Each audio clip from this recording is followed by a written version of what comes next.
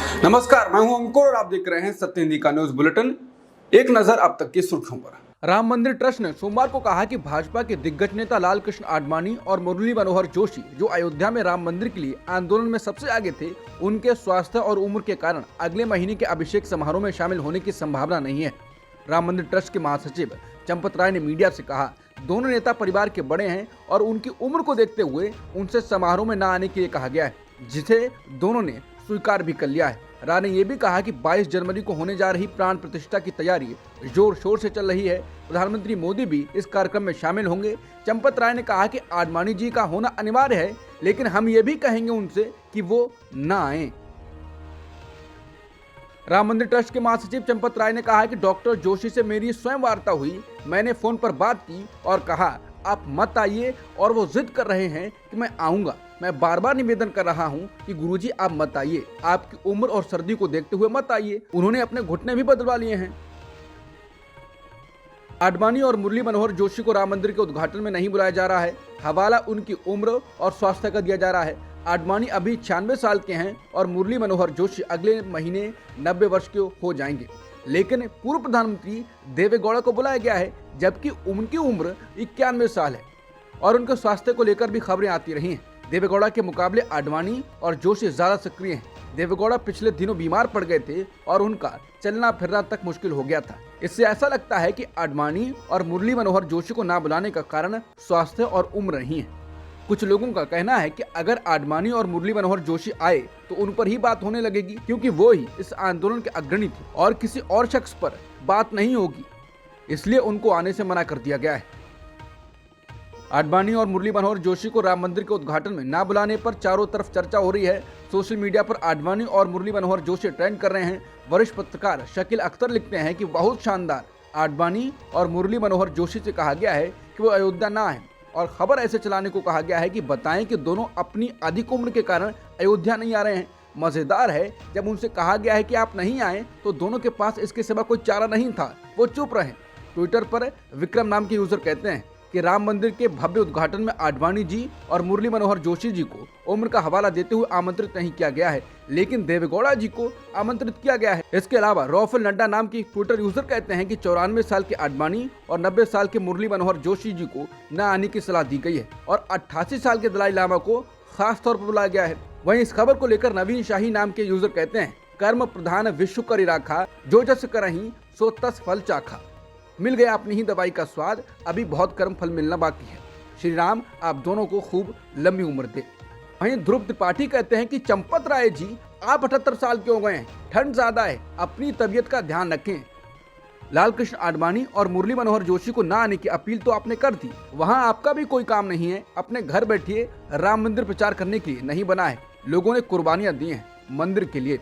विधान रावत कहते हैं कि राम मंदिर उद्घाटन और रामलला की प्राण प्रतिष्ठा आंदोलन के नायक लाल कृष्ण आडवाणी जी के हाथों ही होनी चाहिए और उन्हें निमंत्रण तक नहीं दिया गया है, ये अन्याय है।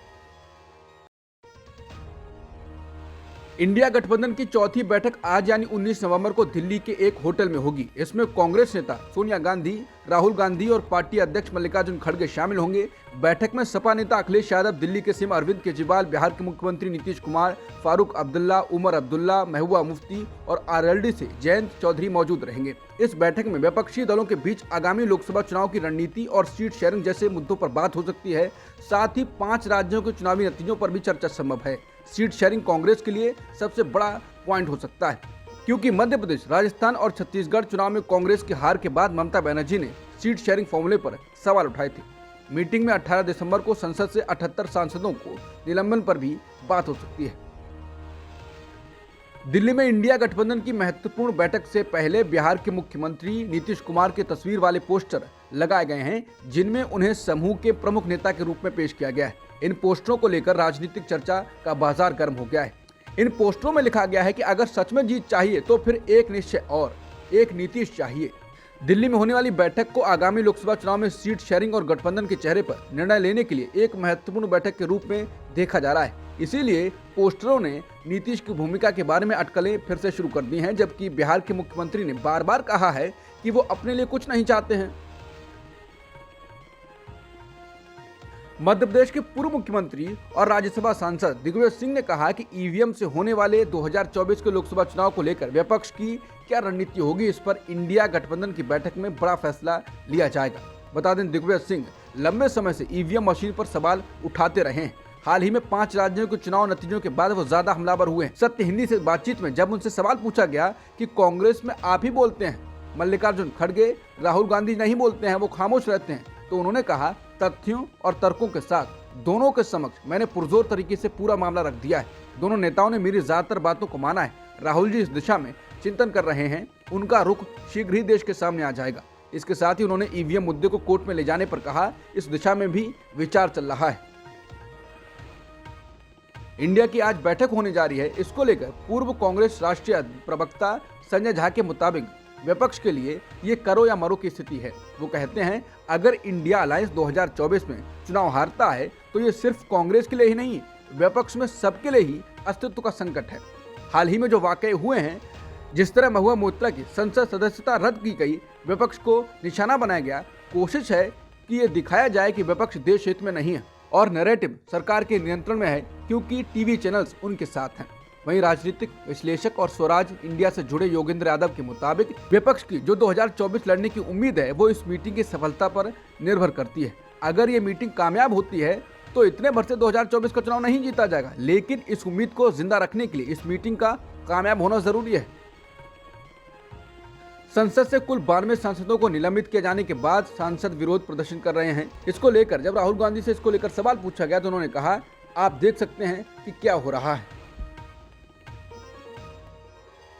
संसद से लगातार सांसदों के निलंबन पर कांग्रेस के महासचिव और सांसद रणदीप सिंह सुरजेवाला ने कहा है कि अगर इस सरकार को विपक्ष मुक्त संसद चाहिए तो फिर बीजेपी कार्यालय में ही बैठक कर लें। समाचार एजेंसी पीटीआई से बात करते हुए उन्होंने कहा, मोदी सरकार का ना तो लोकतंत्र व्यवस्था में यकीन है और ना ही भारत संविधान में कोई यकीन है। मोदी सरकार अहंकार में चूर है।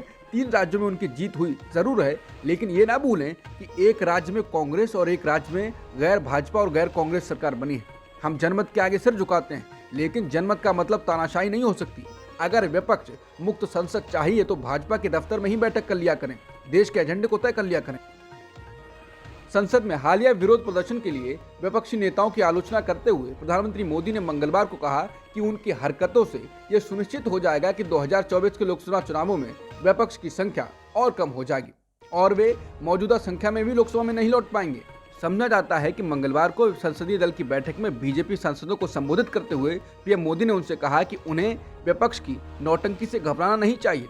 संविधान ने हमें ताकत दी है क्योंकि हमने यहाँ तक पहुँचने के लिए कड़ी मेहनत की है। लोगों ने हमारा समर्थन किया। विपक्ष का एजेंडा संविधान और संसदीय शक्तियों का अनादर करना है। उनका लक्ष्य हमारी सरकार को उखाड़ फेंकना है और सरकार का लक्ष्य भारत का उज्जवल भविष्य है।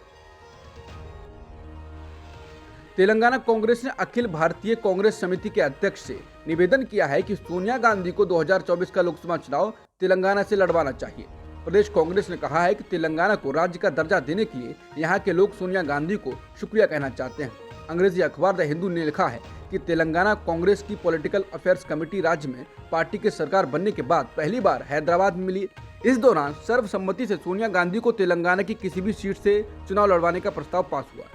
इनमें ए रेवंत रेड्डी के सीएम बनने के बाद खाली हुई मल्काजगिरी सीट सबसे ऊपर है। उत्तर प्रदेश के वाराणसी स्थित ज्ञानवापी मस्जिद को लेकर अंजुमन इंतजामिया मस्जिद कमेटी की ओर से दायर सभी याचिकाओं को इलाहाबाद हाई कोर्ट ने खारिज कर दिया है। मीडिया रिपोर्ट के मुताबिक हाई कोर्ट ने वाराणसी कोर्ट को इस केस की सुनवाई जल्द से जल्द पूरी करने को कहा है। सोमवार को ज्ञानवापी के एएसआई साइंटिफिक सर्वे की रिपोर्ट कोर्ट में जमा की गई। हाई कोर्ट इस मामले में मस्जिद कमेटी की 5 याचिकाओं पर सुनवाई कर रहा था। 8 दिसंबर को इस मामले में कोर्ट ने फैसला सुरक्षित रख लिया था। एमपी विधानसभा चुनाव के नतीजे आने के बाद शिवराज सिंह चौहान मंगलवार को पहली बार दिल्ली पहुंचे। वो भाजपा के राष्ट्रीय अध्यक्ष जेपी नड्डा के बुलावे पर गए। बीजेपी सूत्रों के अनुसार चौहान को सम्मानजनक स्थान और दायित्व दिया जा सकता है। बता दें, शिवराज सिंह चौहान को सीएम न बनाए जाने पर लोग उनके हर कदम पर नजर बनाए हुए हैं। उत्तर प्रदेश के कानपुर को लेकर एक खबर सोशल मीडिया पर चल रही है। हालांकि नेशनल मीडिया या किसी वेबसाइट पर खबर नहीं की गई है।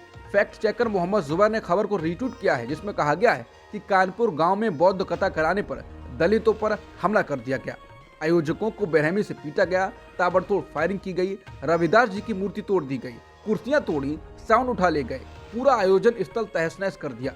चेतावनी दी है कि अगर अब गांव में आयोजन हुआ तो हत्या होगी। अब तक की सुर्खियों में इतना ही। बाकी खबरों के लिए बने रहिए सत्यहिंदी.com के साथ।